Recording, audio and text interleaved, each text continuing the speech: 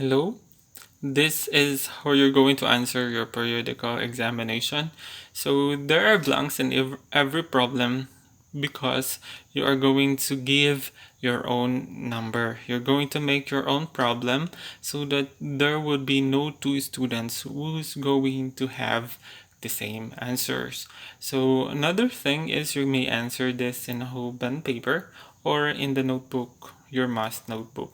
So first, fill in the blanks with numbers, then show the Venn diagram. Answer the questions after. So this is the problem. A survey of blank students showed that blank like math, blank like English, and blank like both English and math. As what I've said a while ago, you're going to fill in these blanks with your own number. Kaya yung gagawa ng mga number dyan. So for this problem, so we will just going to have 50 students. So 50 students ang tinanong. Tapos 25 sa kanilang sumagot na gusto nila ng math. And then 15 ang gustong sumagot ng English. So your number should not be greater than this. As much as possible, it should not be greater than the total number of students. Kasi 50 ang students, so hindi pwede na 51 ang may gusto sa math. Ngayon, 25 like math, 15 like English, and we're going to have now those who like both English and math. And this number should be less than 25 and 15, or less than should those persons who like math and like English. So let's have it 10. Again, dapat mas maliit siya dito sa may gusto ng math at saka may gusto ng English. So we're going to fill in now. Gagawa kayo ng Venn diagram na may dalawang circle kasi dalawa lang yung subjects na nandito sa given. So that's only math at saka English. So we're going to name the first circle with math and the second circle with English. After that, we're going to identify now the numbers. So, dito sa gitna, unahin mo talagang sagutan na yung sa gitna. Ilan ang may gusto ng math at saka English? English, according to our given, 10 like both English and math. So, 10 ang may gusto ng math at saka English. So, ilalagay mo siya sa gitna, sa intersection ni math at saka English. Next, 15 ay may gusto ng English. So, 15, however, meron ng 10. So, what is lacking is the 5. Dahil 15 sila, ibig sabihin, 5 na lang ang kulang. Ngayon, for math, 25 ang may gusto ng math, 25 of them like math. Pero, nandito may given na 10 dito sa gitna. So, ibig sabihin, 15 na lang ang isusulat. Kasi 15 at saka 10 is 25. Next, sinabi dito na sa survey na 50 ang sumagot sa survey. So 50. However, ang nandito sa loob pala ng circles are 15, 10, at saka 5. So 15 plus 10 is 25, plus 5 is 30. So meron pang 20 na students. Saan mo sila ilalagay? Ilalagay mo dito sa labas sa 20 na students. Kailangan ng numbers dito sa loob ng circle is only 50. So if it is more than or less than 50, ibig sabihin mali yung sagot. Ang 20 na yan, ibig sabihin hindi nila gusto ang math, hindi rin nila gusto ang English. So probably they like other subjects. So this is now the given. We can now answer these problems, these questions. So first is, how many students like math only? Math only. So, gusto nila ang math. Hindi mo itong sa loob ng circle, hindi mo ito i-consider yung 10. Kasi ibig sabihin, dahil sa loob rin siya ng English, ibig sabihin gusto rin nila yung English. So, ibig sabihin ang may gusto lang ng math is yung 15. Next, how many students like math or English? Or, ibig sabihin ng or, lahat ng dito sa loob ng circle ni math at saka English, you're going to add them. So, 15 plus 10 plus 5, which is equal to 30. Ibig sabihin, 30 na estudyante ang may gusto ng math at saka English. How many students do not like math, do not like English? Ibig sabihin, Itong English, si 15, hindi niya gusto yung English. Si 20, hindi niya rin gusto si English. Ibig sabihin yung numbers na wala sa loob ng circle. Dahil ang numbers na wala sa loob ng circle ay 15 at saka 20. So therefore the answer is 15 plus 20 is 35. Next, how many students like neither of the two subjects? Ibig sabihin, hindi nila gusto yung math, hindi lang nila gusto yung English. So, they are not inside the circle. So, what is the number na not, or, ano yung number na wala sa loob ng dalawang circles? It's 20. So, ibig sabihin yung 20, hindi nila gusto math, hindi rin nila gusto yung English. Next, how many students like only one of the two subjects? So, ang gusto lang nila is one of the two subjects. So, ano yung numbers na gusto lang nila is one of the two subjects?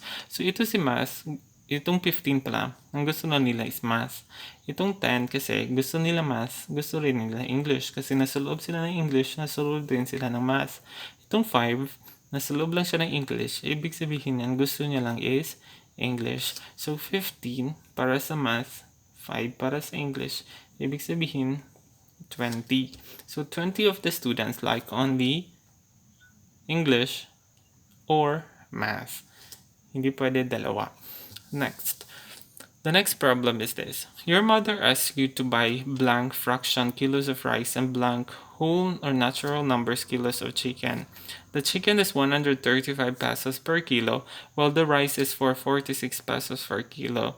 Then she asks you to buy butter worth blank, which is a decimal. She gave you blank, whole, counting, natural number. How much is the change? Show your solution. So, in this one, binigay yung numbers na kailangan ilagay mo dito. So, kapag nakalagay dito is fraction, ibig sabihin ang isusulat mo dito sa line is only fraction.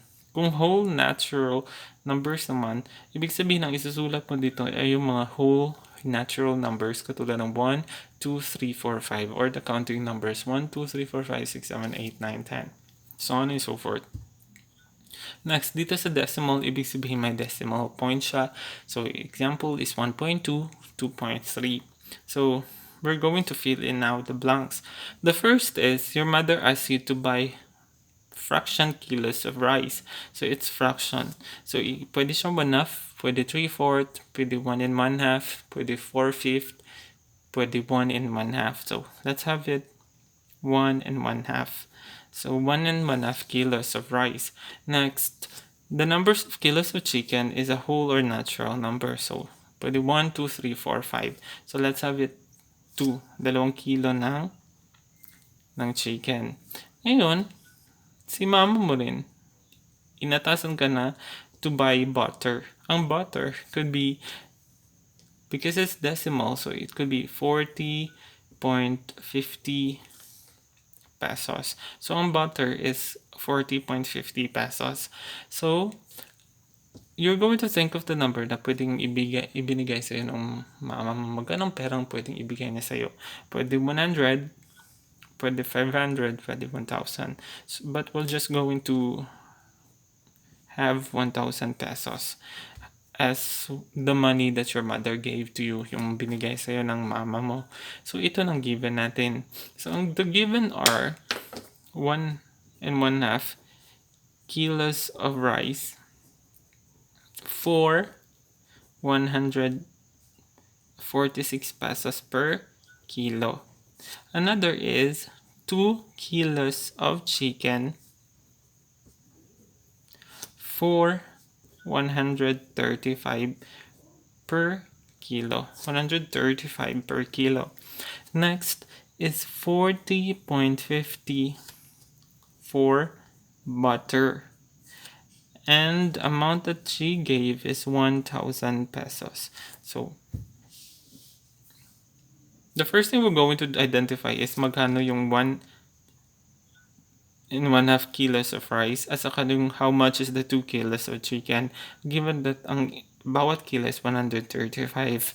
So if we're going to start here, because this is quite easy, so to identify ang 135 per kilo sa isang kilo 135. So magkano times 2 mo lang para malaman kung magkano ang 2 kilo ng chicken. So that's 270. Ang 135 times 2 is 270. Next, ang 1 and 1/2 kilos of rice, tapos 46 per kilo. So isusulat mo 46 times mo ng 1 and 1/2. So 46 to multiply, kailangan mo munang gawin improper fraction. So to make this as improper fraction, you're just going to have times plus. So 1 times 2 is 2 plus 1 is 3/2. Kopyahin mo lang 2. Ang sagot is, ulat mo dito sa taas. Next, 46 times 3 is 18, carry 1, 138/2. Tapos, i-divide mo yan. The answer is 69. 69. So, that's the answer. So, 69 para sa kilos of rice. Tapos, 270 for chicken, tapos 40.50 butter. So, you're going to compute now, magkano ang yung binayaran mo lahat-lahat. So, ito for ang binayad mo para sa rice. Ito yung binayad mo for chicken. At ito naman for butter, 40.50. Again, kailangan na itong dito, kasi wala silang decimal point. Ibig sabihin, ang decimal point nila nasa dulo. So, ito kasi may decimal places siya. Kailangan aligned yung decimal points. So, if you're going to add it, kailangan i-plus para malaman mo magkano babayaran mo lahat-lahat. 9 plus 0 plus 0 is 9. 6 plus 7, 13. Plus 4, 17. Carry 1. 1 plus 2, 3. So, ibig sabihin, ito ang babayaran mo lahat-lahat. 379.50. Ngayon, binigyan ka ng 1,000. So, binayad mo is 1,000 pesos. Babawasan ng 379.50. Again, kapag walang decimal point, ibig sabihin ang decimal point nasa dulo. At kailangan mong straight ang decimal point. Yan, dahil minus siya, ibig sabihin kailangan mong dagdagan ng 0 sa taas. Kasi kapag hindi mo yan dadagdagan ng 0 sa taas, ibig sabihin mali ang sagot. Next, 0 minus 0 is 0. 0 minus 5 cannot be, ibig sabihin borrow. So, 10. Ang 0 magiging 10. Ang 0, you cannot borrow something for 0. So, bago mo siya mag-borrow dito, baborrow muna siya, ihiram muna siya sa kabila. Or in short, lagyan mo na lang ng 9 sa taas. 9, 9, 9. Ito magiging 0 na. Kasi nag-borrow siya dito, so, magiging 0 na. So, 10 na siya. Babawasan ng 5 is 5. Copy the decimal point. 9 minus 9, 0. 9 minus 7, it's 2. 9 minus 6 is 3 pala, is 6. Ibig sabihin, ito nang yung change. So, the change is 620.50 pesos. So, that's how you're going to answer your periodical examination. Thank you.